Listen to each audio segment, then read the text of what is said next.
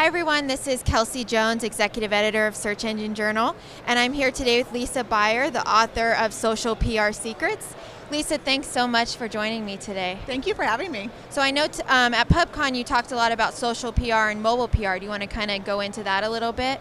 Sure, definitely. So we live in this world now where everything's at the palm of our hands, right? Mm-hmm. We're just constantly getting all of our information that way. And not just our audience, but also journalists and bloggers, they're getting everything also in the palm of their hand. Yeah. So making sure that our pitches that we're doing and the content we're sending out is as mobile friendly as possible with the journalist in mind.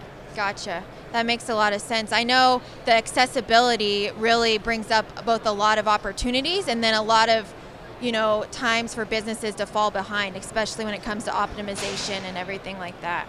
Definitely, definitely. And I mean, we kind of run on this treadmill of our hamster wheel where it's like a never ending thing. You know, everything's 24/7. We're constantly producing. We're getting emails, at 11 or 12 o'clock at night, and we're checking them. So it's a good thing because we can pretty much reach anybody 24/7, including the journalists, but it's also a bad thing and it can lead to burnout.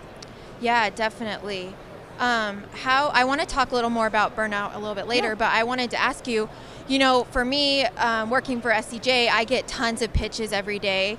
How do brands do PR without coming across as intrusive or annoying, or especially on mobile? Right. I mean, that's a great question. So traditional public relations before social and SEO was what it is today. Email and phone calls were the way to pitch a journalist. Yep. But today, and to create that media relationship. Yeah. So today what I recommend is, journalists also want to have their own personal brand, and they're building that through social media. So not everybody has tens of thousands of followers. The journalists don't. They started a little bit late.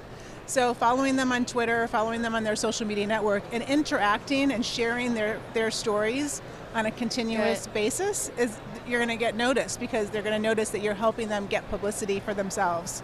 Yeah. So that's one way to really get to them and without being intrusive. And then when you're ready for the pitch, they might be following you back and you can send them a direct message. Yeah, I think relationships go a long way. Like I have one, I wish I could remember her name, but one PR person, she went out of her way to find something personal I tweeted about.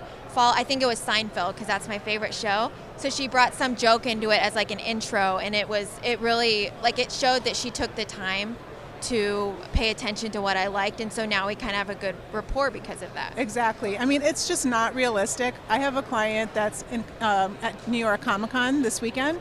There's 1,500 journalists that are registered. It's impossible to have a relationship with all of those journalists and to do personalized emails. So you just have to pick your top journalists that you really want to have that relationship with and just focus on those top 10 or top 5, and then you can do the types of things like that example of getting personalized. But it's impossible to be personalized when you're going to the masses and it's generic. Yeah. So kind of going back to the overwhelm and working too much, I know that's something that you have kind of touched on before, the mindfulness and not getting burned out. What are some of your strategies for not getting burned out, or the top things that you want people to start thinking about? That's a great question. So in social media, we're constantly creating content, and we're also constantly checking and engaging.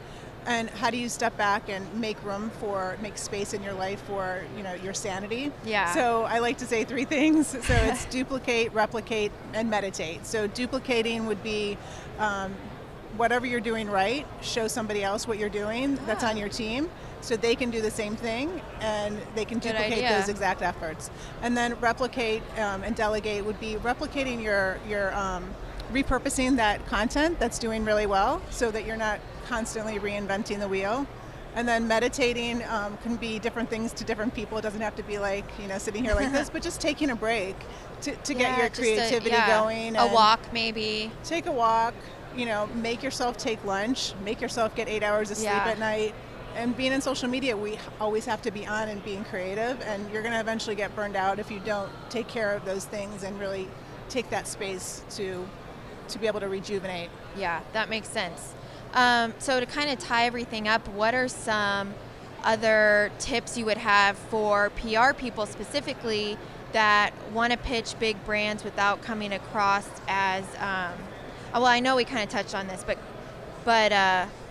I don't know. Do you know what I'm trying to say? Yeah, well, I mean, I think one thing that public relations professionals can do now that would be helpful is, like you gave the example of maybe doing some of the work for you, but also being visual and being able to offer visuals that are compelling and original, and even using video to pitch the story. So, that's a good idea. So doing like a 2-minute video or a 1-minute video of your CEO talking about something, that way the person can know, okay, here's the personality I'm dealing with, or here's the angle, or here's a quick product demo. Nothing commercial. I mean, that's not going to work. But authentic videos that are just taken from the iPhone that you can just help tell that story. So I think that that's one way to kind of get in the door, and they might even use that video part of it. Yeah, that's a good idea.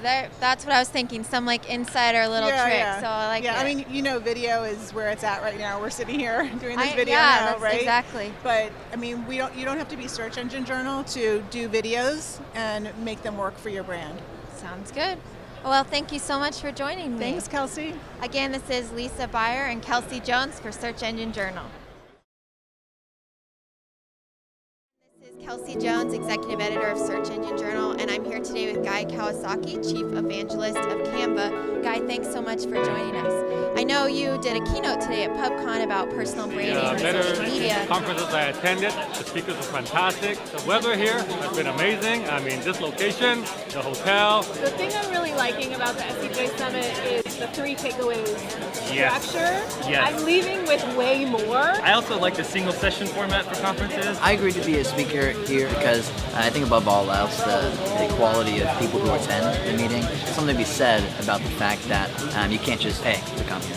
It's by invitation only. What I've really liked about the speakers is that it's been very well-rounded. We focused on content generation ideas